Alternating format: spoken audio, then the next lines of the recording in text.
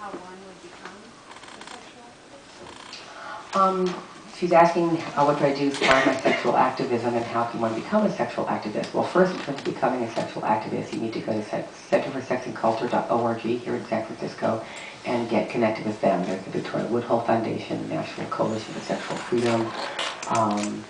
There are lots of the Guttmacher Institute, and there's lots of, there are forefronts of sexual activism that people can belong to. I've always been I lobby in Sacramento every May for my business, for the fact that we're a legitimate tax-paying, money-generating business. I do that once a year. I certainly go to fundraisers and I'll be the front person. I donate art. And then most importantly, I do a lot of in-person sex education at universities whenever possible. I spoke at San Francisco State yesterday. I'll be speaking at UC Berkeley on Monday. So I definitely really like talking to young people in the late teens, early 20s when things are still forming in their minds, are still understanding.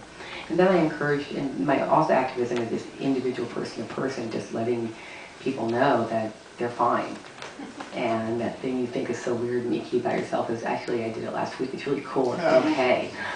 And once we learn that we are not alone with our thoughts and desires, and actually the community to be built around finding people, if not exactly the same predilection of you, at least sexually open, like hanging out with other sexually open people instead of sexually judgmental people.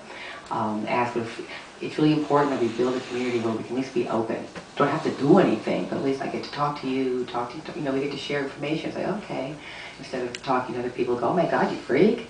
Well, that's a short conversation. Yes, I am. No, you're not. I mean, no, I'm not. Yes, you are. Here, in this community, you can say, I do things like, really? Well, last time I did that, you tried it this way? And I thought I really went ready, and they give you hints on how to do it better. It's like, oh, this is awesome. So, education, public advocacy, and also advocate for the rights of people to be sexual and to get information.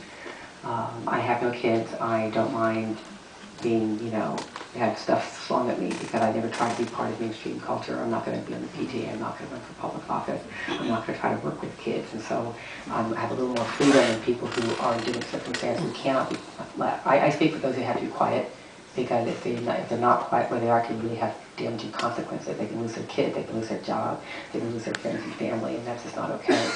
So someone has to talk about swinging. Really isn't that bad, actually. It's really actually swinging is a female paradise if you're basically a straight bi chick, and then if you're more than straight bi chick, then you have to come over to the alt sex queer community and just be your bad self because we all want you.